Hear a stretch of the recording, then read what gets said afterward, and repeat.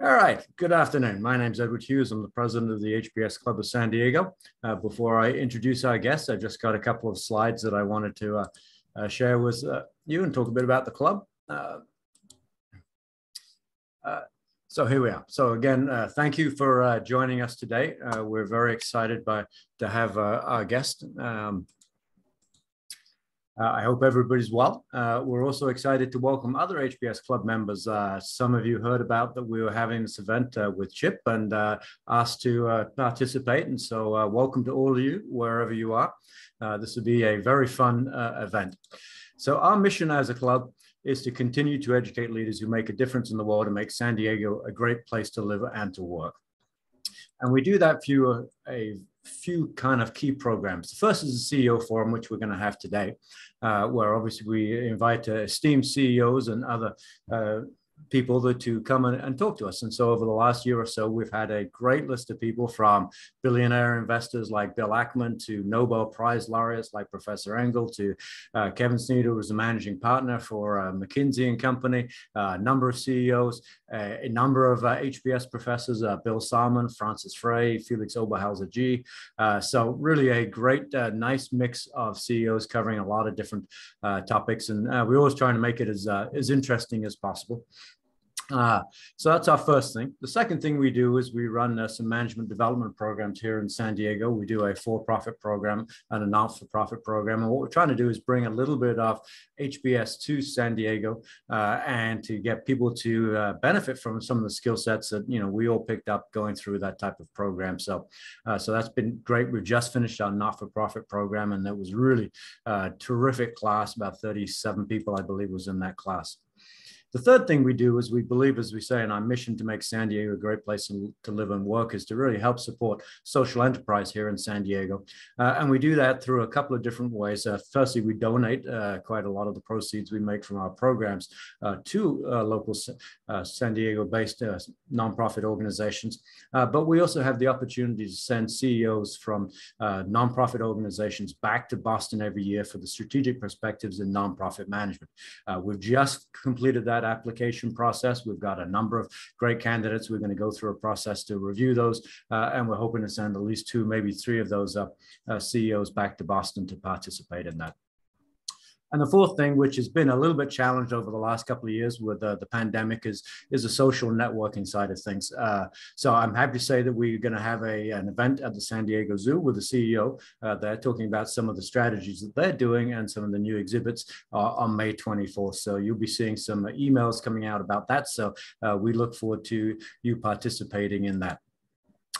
Today's format is going to be a fireside chat. I'm going to be talking with Chip about some of the things that in his industry, about Callaway and about him. But I would encourage you to type in questions into the chat, and then I'm going to leave plenty of space for them. And at the end, I'll try to tackle as many as I can of that. So with that, let me stop sharing the screen and introduce our guest. So I've been trying to get Chip to talk to us for a number of years. So I'm super excited that he's agreed to do this. I met Chip back when I was in the golf industry. He was the CEO of Adams Golf at the time, and he was there from 2002 to 2012.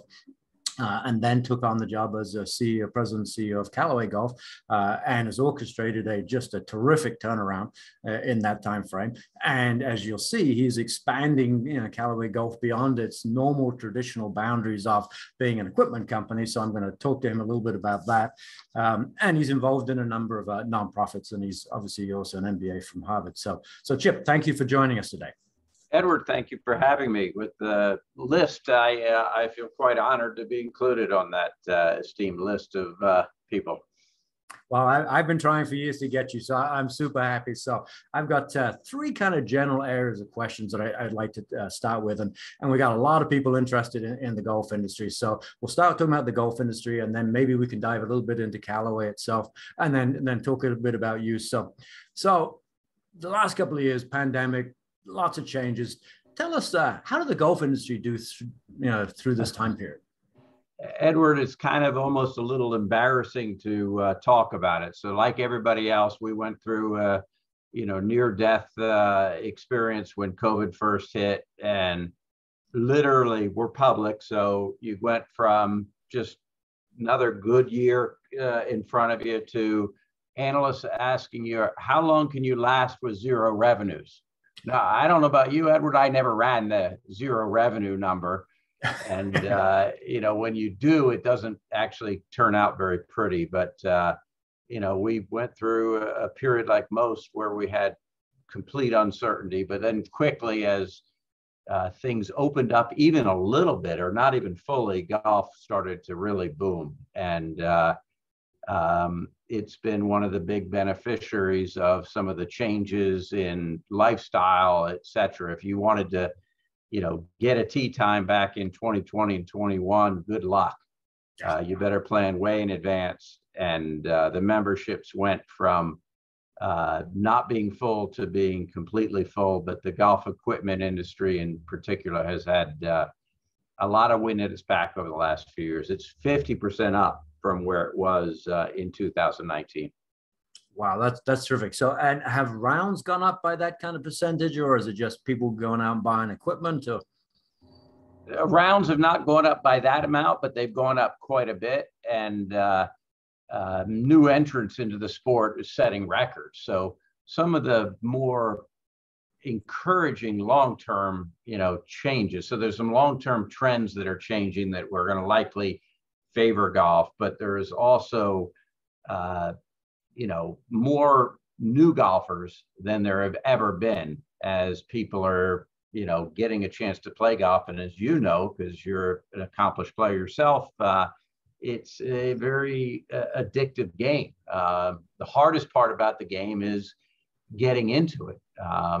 And we'll talk a little bit later about why that's changing, with some of the new technologies and new approaches to the game. But it's really had a boom, and the participation is definitely up, not as much as equipment purchases, but up very nicely.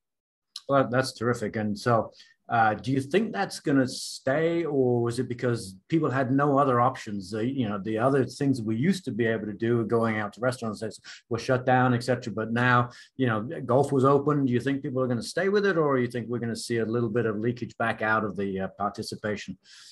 I think that it's, there's likely to be some leakage, right? But there's no doubt that it'll be substantially above where it was in 2019.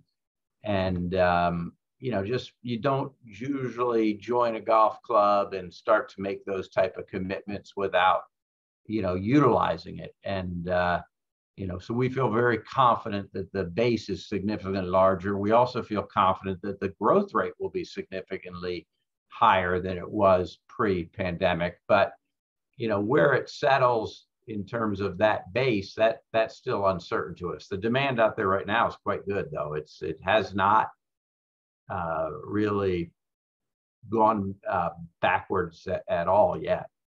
Okay.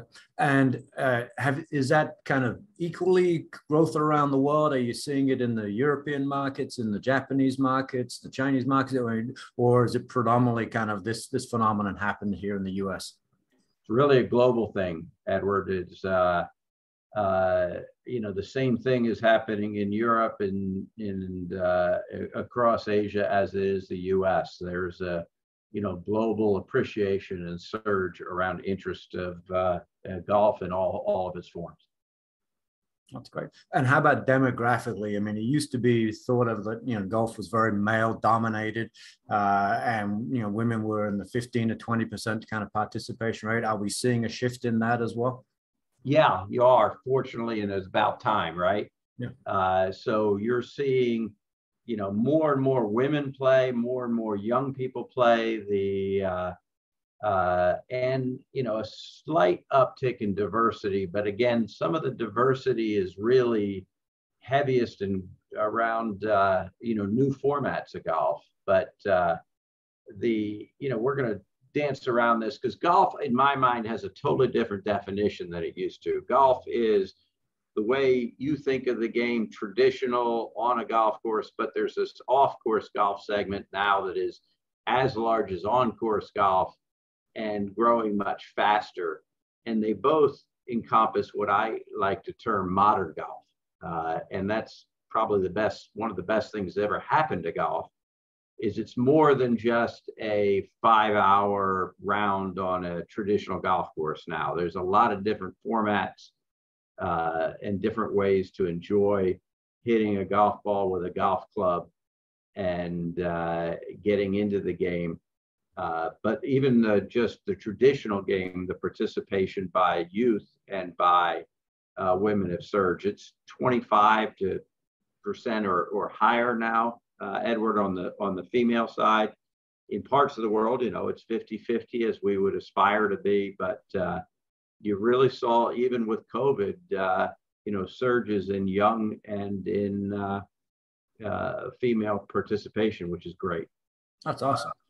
Yeah, and yesterday I got a question, which is maybe the first time I've ever had a question a day in advance of one of these events. But someone was asking about do you know that off-course golf is bigger than on-course golf? I don't know whether that's statistically true or not, but maybe you can talk about that, because I know that's been an area you've been very much leading the way in terms of how you're growing your business as well. So maybe you can cover that a little bit.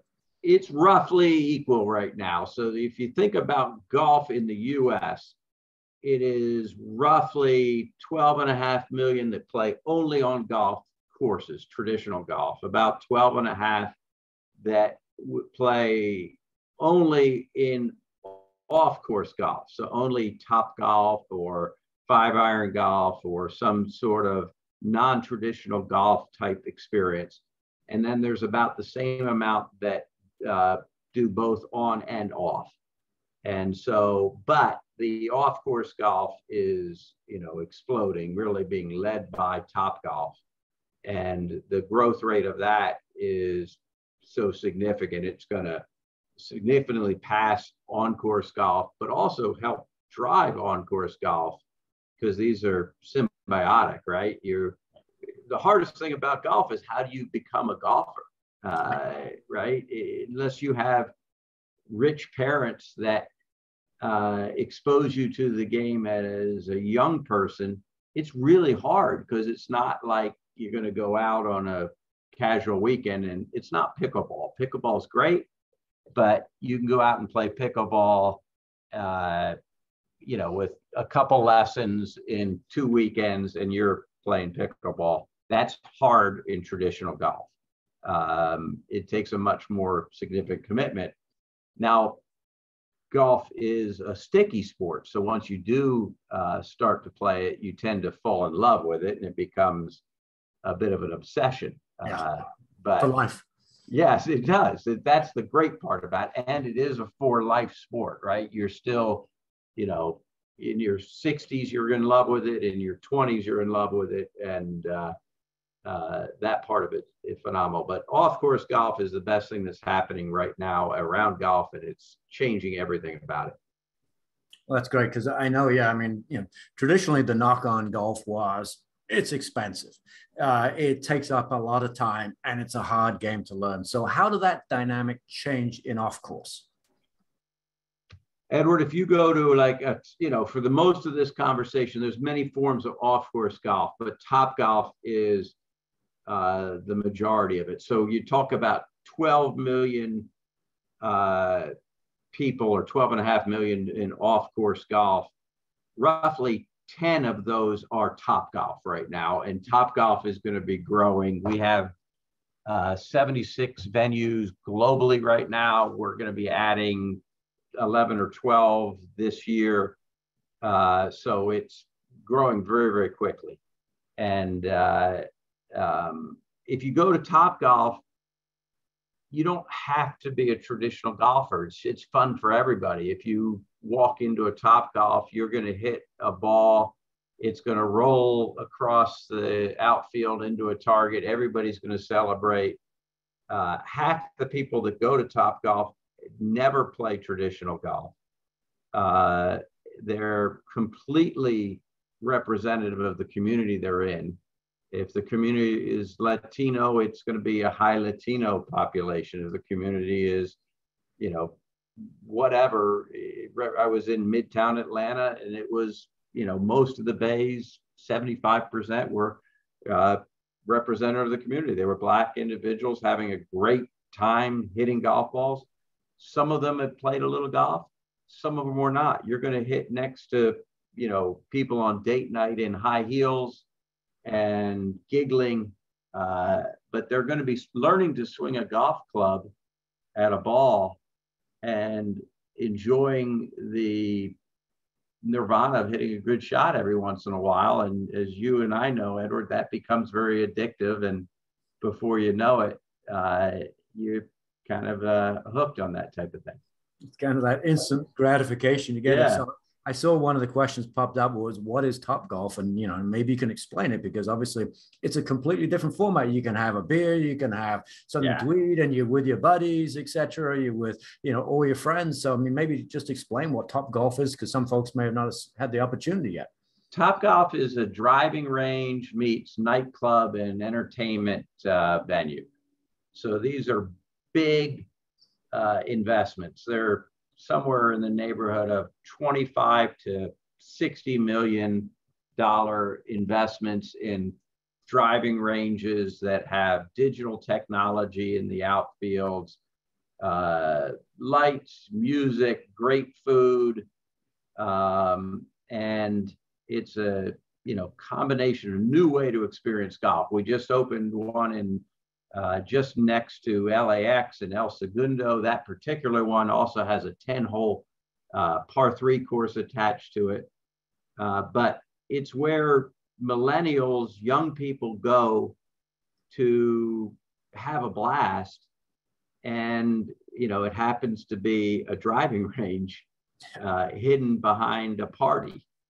And, but it's also where, young kids will go to perhaps learn the game for the first time, and in a non-threatening, totally accessible avenue. So it's a new concept that is kind of taking off around the country, and happens to be a business that we acquired during the COVID period and closed on in March of last year.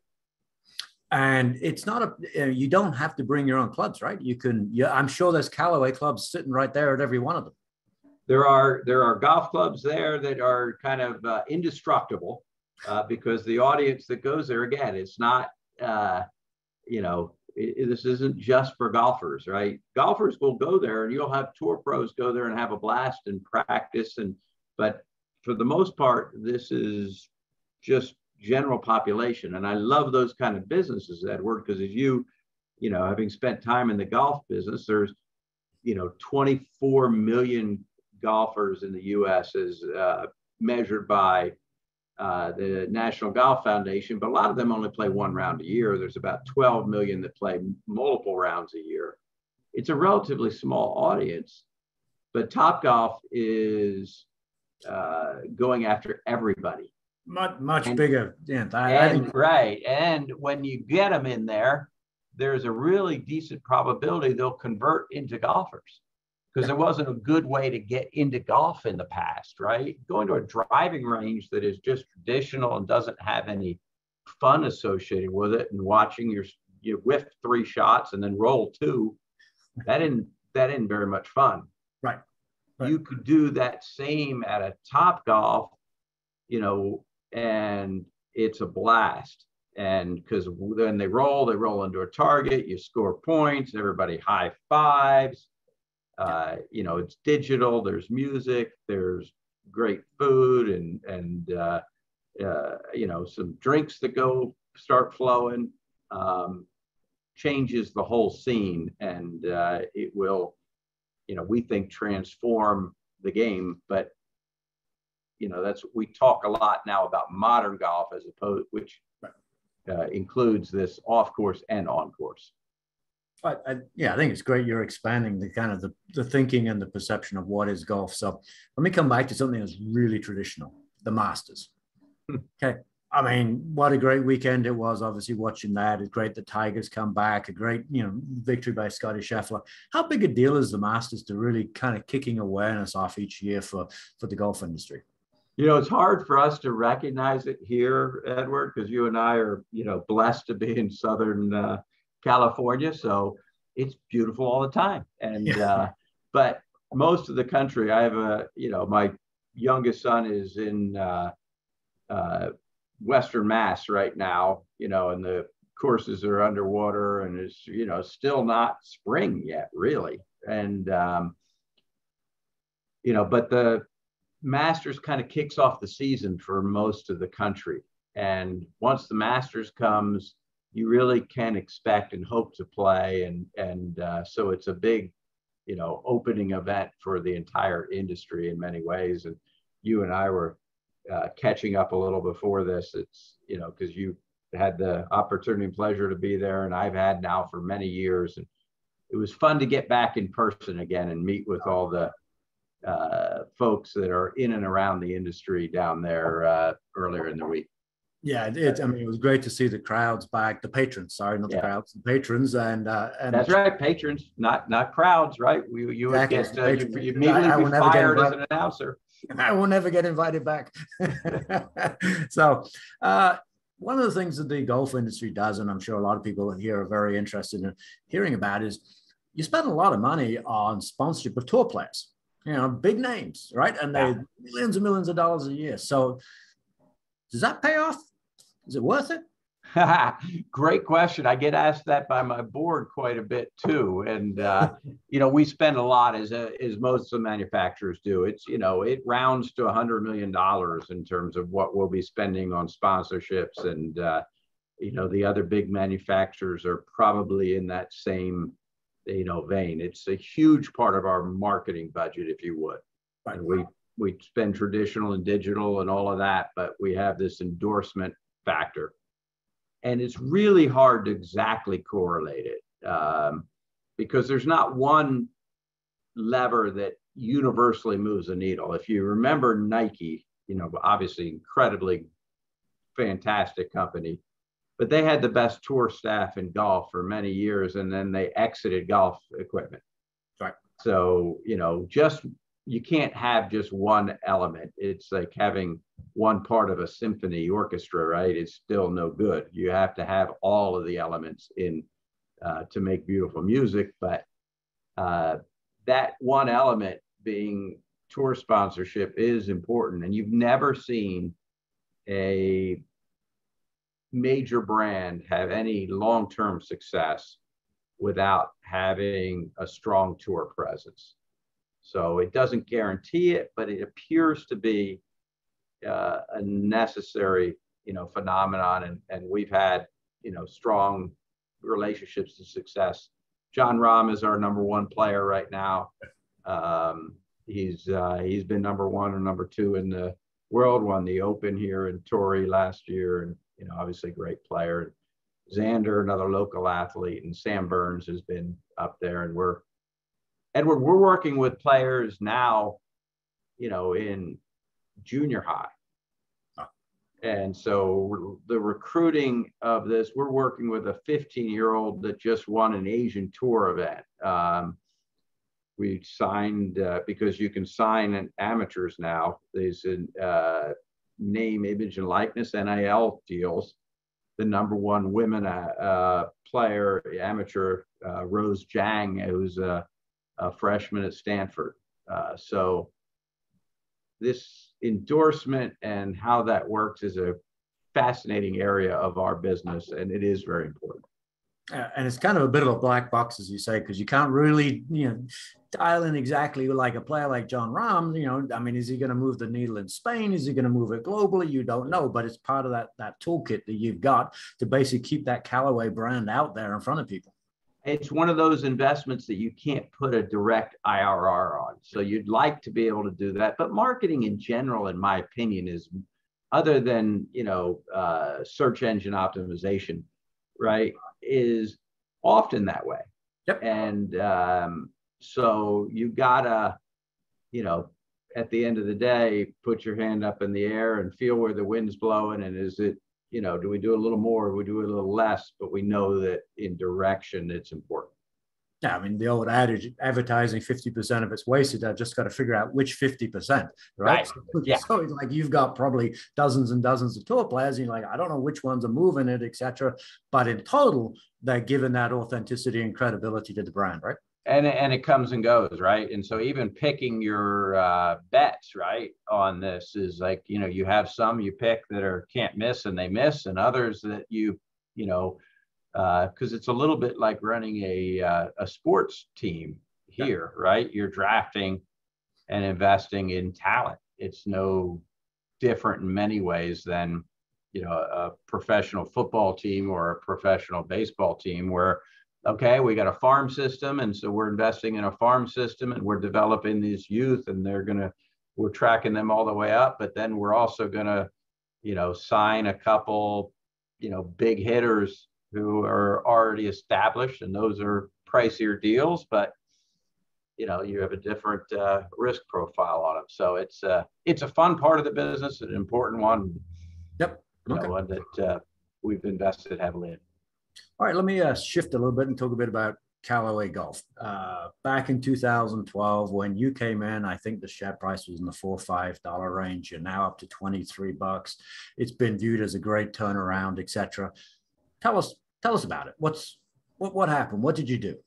Well, first of all, Edward, as you identified, I grew up like probably you around the game. I've loved it my whole life. I played college golf. I caddied, as a kid, worked in a golf shop. But I didn't intend to get in the business. It was serendipity. I got out of HBS and went as a foreman in a paper mill because I'm a genius that way. And then, all part of my carefully laid out plan, I end up getting in the golf business. But getting a job at Callaway to be the CEO of Callaway was a big deal for me because Adams was about a $100 million business. I'd been there for a long time. We turned it around, but we're really a niche player, right? And loved it. Great team.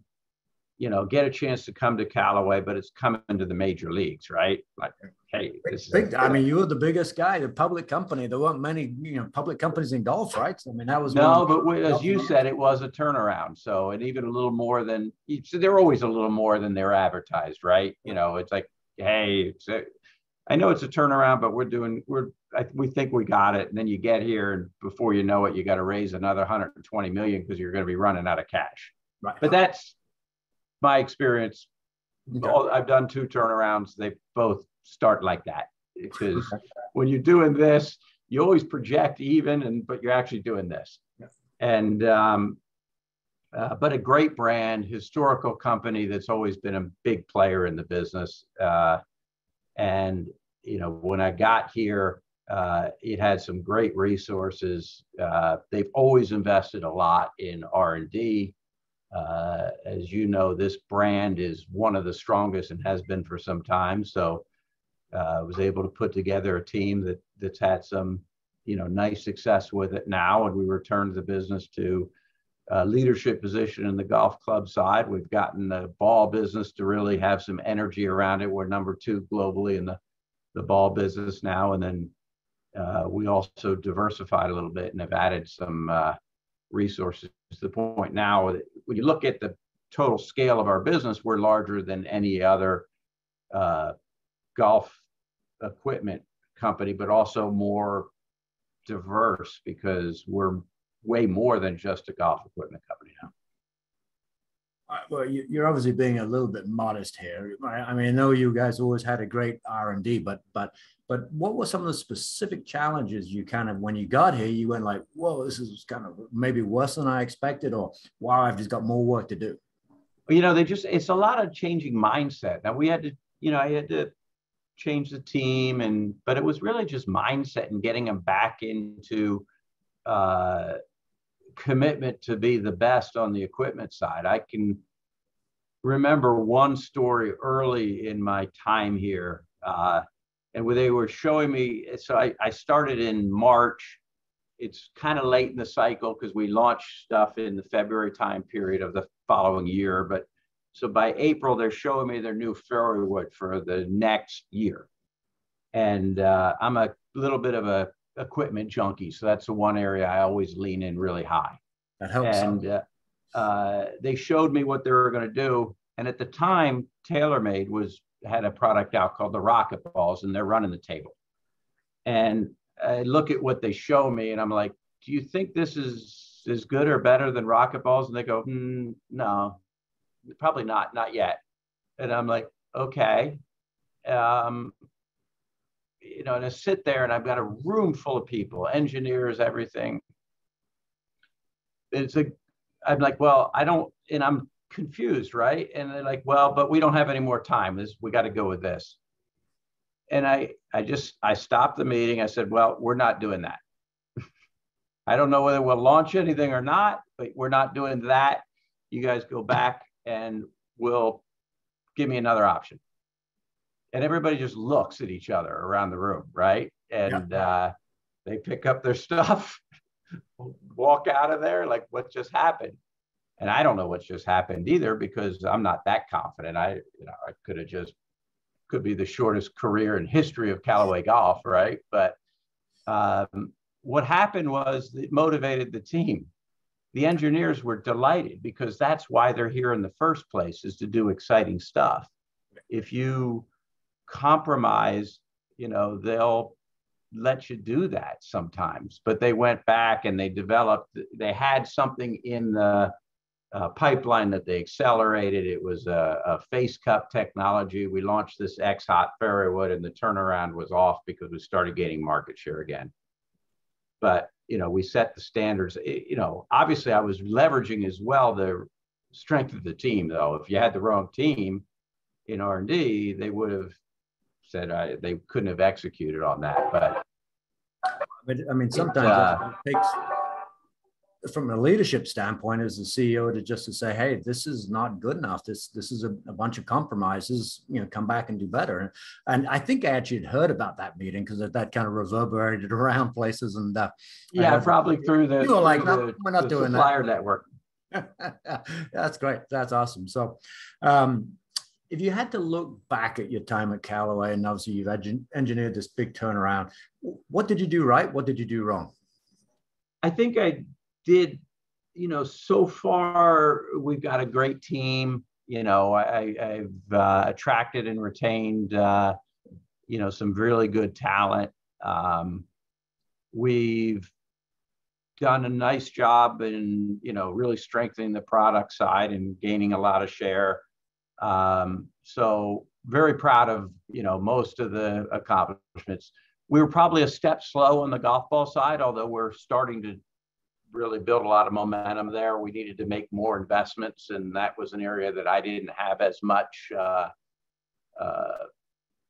internal knowledge. I've learned that as we've gone. And as a result, although, we had some starts and stops early in the turnaround on the golf ball side, but I feel very good about where that is now. But, we've been fortunate here with the equipment business. We've done more right than wrong, and we're as committed now as we've ever been to being the world's best at that, making the world's best golf equipment. It's kind of only attitude you can have, as right? And uncompromising, resources be damned. We're going to go do what we need to do to deliver product that is what Ely called pleasingly different, demonstrably superior. Yeah, so you kind of got that vision. A lot of times when I talk to CEOs and ask them if they had to do things differently, they would say, I went too slow, or I should have gone faster. Do you feel that with what you did, or you feel like the cadence was pretty good? I don't know whether there's areas on like the golf ball side that I feel like we did go too slow in making some of the changes and investments that we needed to do. On the equipment side, there's always better, but I don't feel too concerned about that. And we're far from perfect, right? So there's always more and better. It's just a lot of those things I can't discuss, openly anyway. So for the most part, we've been very fortunate. That's great. Now, you also, a number of years ago, started expanding into apparel. So talk a bit about that.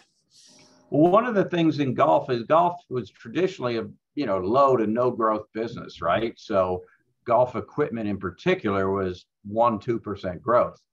Now, interestingly, we've had this COVID surge, and I'm convinced that our growth rates now are significantly higher. But by significantly higher, our long-term growth rates are still not going to be, out of mid-single digits, right? It's not likely anyway. So we look for scale and we look for growth. We turned around our core business, the core business being the golf equipment business. We established it as the number one brand again. And then we looked at where do we go from here and how do we scale? And if you look at the biggest companies, they all have an apparel or in Titleist's perspective, they have their FootJoy business, and that allows them to scale that business up in a complementary way and share overhead and some of the fixed costs that go with the business. So we looked at that. We acquired OGIO first. We acquired our rights to a licensed business in Asia.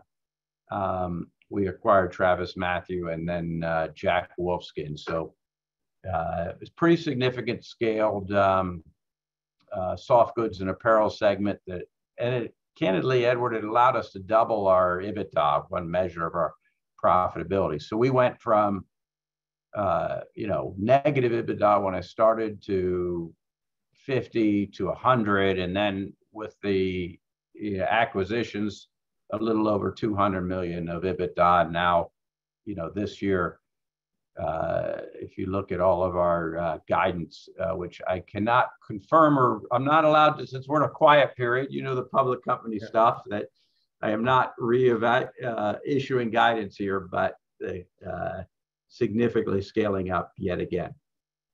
And is the apparel business like a fashion business that's going to go up and down, or is it more steady like the equipment business? I mean, how do you think? Very select assets that we chose. So we were very clear. We did not, look at me. I'm not a fashion guy. So that's right. Golf clubs feel very comfortable in that meeting. They don't even let me go near anything on the product development side at TravisMathew. Thank God. But, those types of brands, TravisMathew, OGIO, and the Callaway apparel brand are far from fashion per se.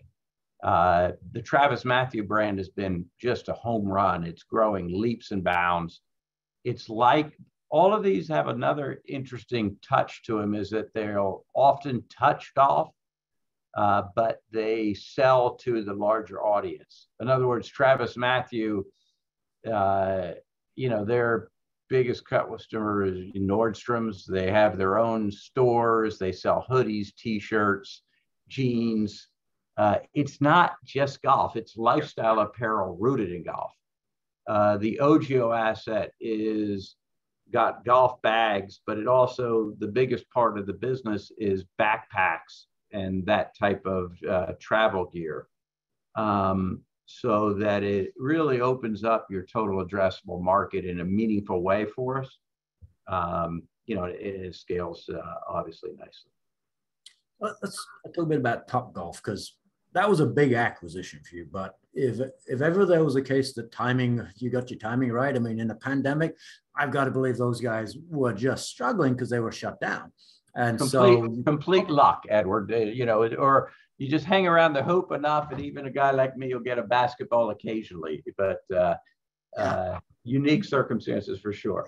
Yeah, you picked it up at probably the perfect time. I mean, the business was good, and then it took a dive, etc. You swooped in, and now you're telling me it's on the way back up. So I mean, that should work out great for you guys, right? Knock wood, yeah.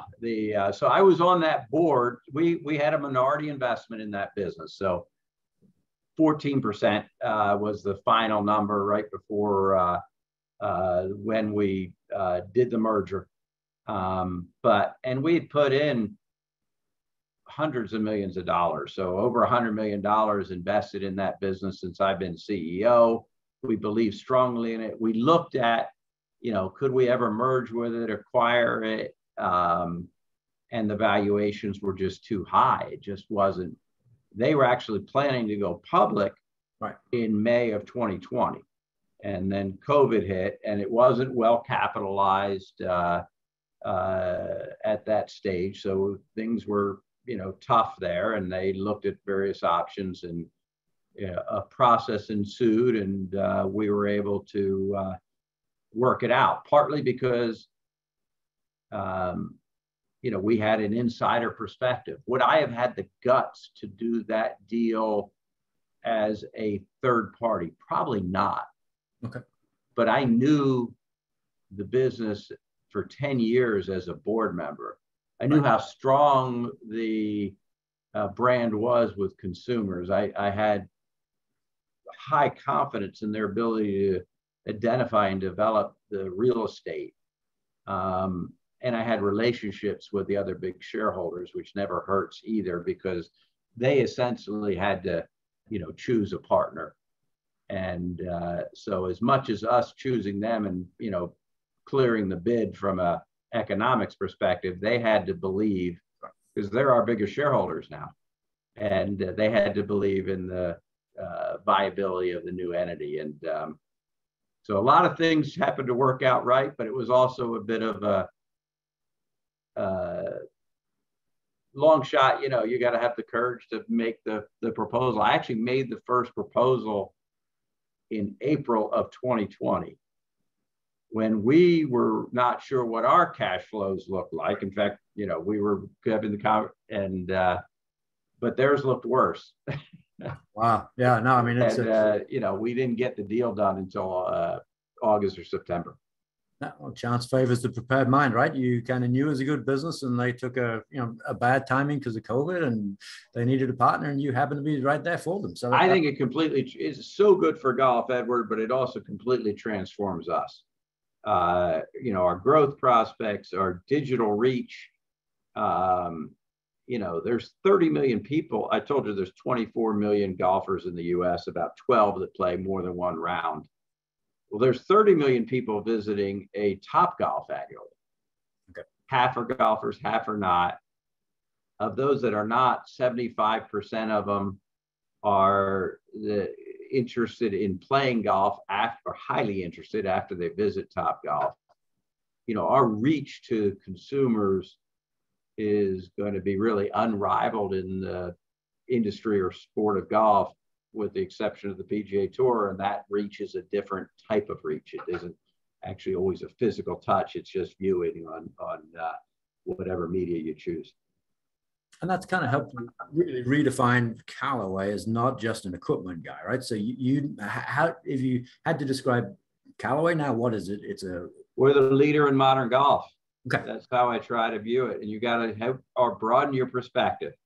You look at Callaway and you think golf clubs, right? And it was golf clubs or golf equipment, clubs and balls combined, with 38% of our revenues last year. And they're going to be even smaller going forward because the others are growing so quickly. But they all feed on each other, and the scale and the competitive advantage of this business, because you really can't replicate anything like this, is intriguing going forward. Yeah, I mean, that's quite a transformation. So we touched on COVID a little bit. So a lot of people on this webinar are probably thinking, okay, is there anything coming out of COVID that's going to stick in terms of work habit changes? I mean, we've seen people wanting to work remotely and all those type of things. We hopefully here in the US, we're on the tail end of it. In other places, it's still some challenges, et cetera. Are you seeing some changes that how you guys are operating that you're going to stay with? Well, I don't think there's any question on it's changing work habits, right? I mean, the amount of remote work, right, and hybrid work is astronomically high. And I'm old, so I'm old school. And, before COVID, if you wanted to pitch me on working, hybrid or remote, you had no chance, right? If you weren't here, you weren't working. Right. I'm not falling for that. And now hybrid, remote work is common, has its pluses and minuses. It's not for all roles, but hybrid work is, I think, the future. I don't think it's going to go back. And if especially in a tight labor market like it is now, your staffs are often going to revolt if you are telling them they got to be in the office doing the commute every day like you used to. And it clearly doesn't have to be. So now all of that is incredibly good for all the businesses that we happen to be in. I wore a nice button-down shirt for you today because I'm on video. But normally I'm going to be wearing Travis Matthew, and I haven't had a tie on forever. We're not in the Men's Warehouse or Joseph A. Banks type of apparel. We're in lifestyle apparel that has got a lot of wind at its back. The ability to hit golf balls at lunch, to play an extra 9 holes when you don't have the commute. People really value it. And, the change in the structure of our lives and our work environment are going to be really good for it. That's good. Let me ask just a couple of questions about you. If you had to describe your leadership style, how would you describe that?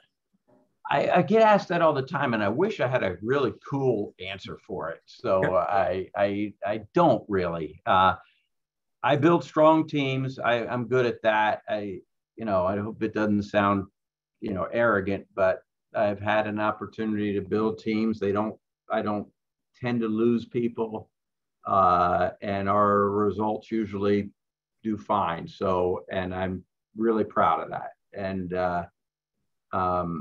I'm definitely driven, so fairly high standards, but I don't micromanage. I kind of leave the people to run their show, and just I'll chime in from time to time. I have an expression I like to use. It's like that one of my board members used with me. It's like, on the important stuff, make me your partner or make me your judge, right? So it's up to you. If you want to show me it after you figured it all out at the end in a big ta-da, then I'm going to be the judge. Or you can bring me along in the process on the important stuff, probably a little safer bet. And the only motto that I always use, is humble and hungry.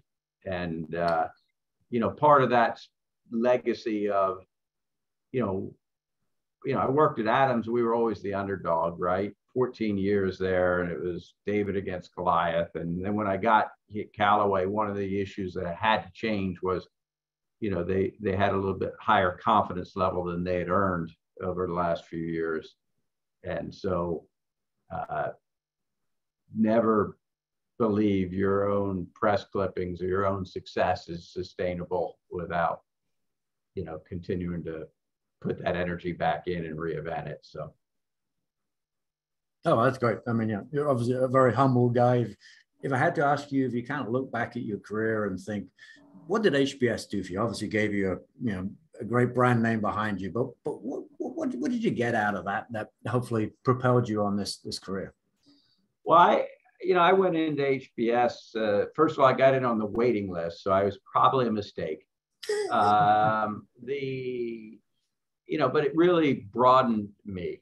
I got out of undergrad, went into sales. I sold for 3 years. I sold paper. I didn't even use a PC when I went into business school. Now, what the PCs we used at that time, it was strapped on your back. It was a gigantic thing. It was, early days. Excel didn't exist. But I learned, a lot of general management perspective and how to read a P&L and I got exposed to some fascinating people, some of which, when you go to HBS, one of the things you always know you're going to be around really bright people. You assume everybody's going to be 10 times smarter than you. You get there and there's a few that are 10 times smarter than you, but then you also have the confidence to know that a lot of them are, right? And so you start to just feel more comfortable in, those types of environments, and, the friends you make, the ability to really, come at it from a general manager's perspective, I think are real assets that I took out of it. The brand name didn't hurt, because I know when I got hired at Adams, that was probably a part of the attraction for, because Adams was a small company, just gone public, and might have helped me as well. Yeah. All right. Let me. I got a bunch of questions here from our audience. Let me start to work our way through some of these. But I got to start with a question from my wife. She's a big Callaway fan. Her girlfriends are a big Callaway fan. She wants. I knew I liked her. She wants to know: are you guys going to be doing the San Diego Petco event again? Because Callaway golfers, you go and hit balls down there. I'm sure we will. We've done that every year. It's always been a big hit, and I haven't actually heard specifics, but it would be shocked if we don't. We have a great relationship with the Padres, and that event is sort of a cool annual deal now. Okay, cool. Another question from San Diego. How come no Top Golf places in San Diego? Because we didn't own it prior to March of last year. So stay tuned on that. We were working on a couple sites in San Diego, and I have high confidence. I've brought that subject up to the real estate team at Top Golf on more than one occasion. Well, I think you got some influence over those guys. We'd all like. Yeah, I like our chances, Edward. I like our chances that way. Yeah, I'd like to go to that. All right, I got a question you may not want to answer, but let me throw it out at you. Any ability to give any insights on Callaway future sponsorship of Phil Mickelson? Obviously, Phil's had a couple of challenges recently, so if you can pass if you want, or. No, it's a great question. So, Phil's in a difficult period of his career right now, but I believe he's going to come through that. He's a friend. I met with him again a couple of weeks ago. And so we hope to be official, partners with him again as he, comes through this period. So for people that don't know, he made some comments relative to the PGA Tour and the new tour coming up, the Saudi Golf League, that didn't go over particularly well.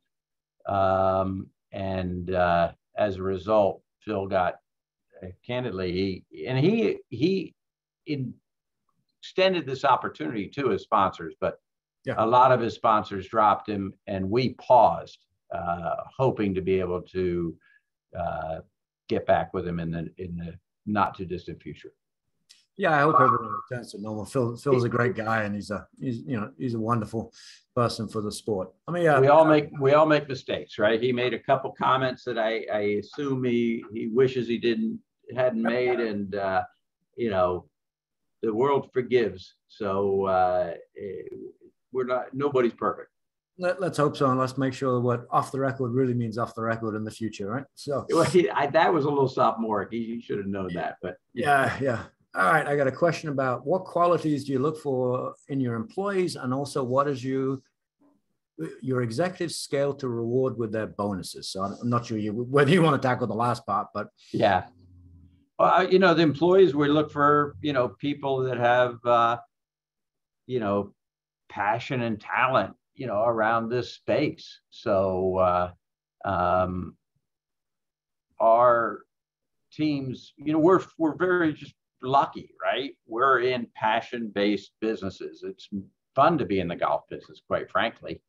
Particularly when you're doing well, and you've got growth, etc. So we, look for people that can contribute to that team. Obviously culture matters incredibly.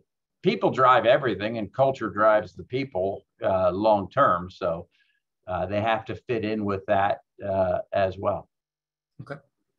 I got a question. I guess Bruce Carroll, who's the Callaway's Canada president, said data provided by the chip and each golf ball struck by top golf guests is invaluable. How exactly does Callaway use that data to improve its equipment business? I mean, a lot of people, CEOs, talk about, we're becoming very, very data driven, and that's the kind of core of it. So are you using the stuff you're learning from the people that, having fun, maybe, drinking a couple of beers and taking a wild swing? And, how's that being used for equipment design? Well, we're early days on some of that, but there's a business that they have called Top Tracer that digitizes driving range, that it tracks every shot and it'll that a player hits. And we will have access to all of that information, and that allows us to evaluate how players are playing and evaluate our equipment, evaluate other people's equipment if they'll share that information with us. It's going to be the future of practice, if you would. And it's both gamification, but also for a more elite player, just a more efficient way of getting better. So we have a leadership position there and a competitive advantage from that perspective, but it's very early days. We don't have that all structured yet, but it's obviously in the plans. Okay. And I got a couple of questions on PXG, one of your competitors, and pricing and how they're impacting your market. And so, obviously they've been making a bit of a big push. I don't know how much of that is real and how much of that is marketing.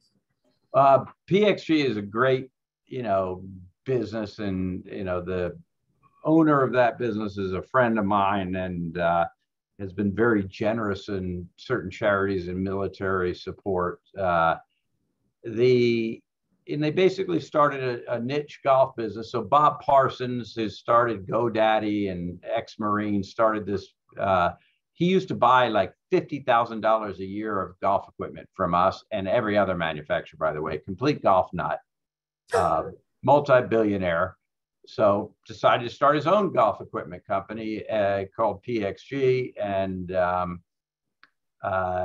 differentiated it with really high-end pricing to start with. Now, since then, the pricing has kind of come down, not too dissimilar from everybody else's, but it has the perception, because of where it started, at being, priced above, if you would, a Ferrari pricing or Lamborghini as opposed to a Mercedes. And, that was part of his marketing, quite frankly, which was genius and good for the industry. Yeah. All right. Somebody's asking about the mix of your sales for equipment again, and how much is coming from custom shops who fit with aftermarket shafts versus your website type of thing. So, I mean, obviously we're seeing, Club Champions and other places around emerging. It's probably great for golf because people are getting a better experience with their equipment, but is it a big portion of the business? Yeah, it's getting custom fit product is a huge part of the business. So we'll call it a majority of the golf equipment. And it's part of this whole digitization, that Edward, you've seen. So launch monitors is one of the first steps of being able to measure things that we used to just hit into a net, right? And you think, that sounded good. How'd that feel? Right? And now it's every little thing is tracked and digitized, and then you're going to have these new things coming in, Top Tracer, et cetera, that are, tracking all the shots. Great change, but custom fitting is how we utilize that data to a personalized way, and majority of sales, and it really allows us to differentiate ourselves because we can track this data and show how much better we are. One of the thoughts I had a number of years ago, the USGA was really kind of tightening in on what you could do in terms of drivers and moment of inertia, or size, all those kind of things. And that was a big concern around, okay, the industry is not going to be able to innovate.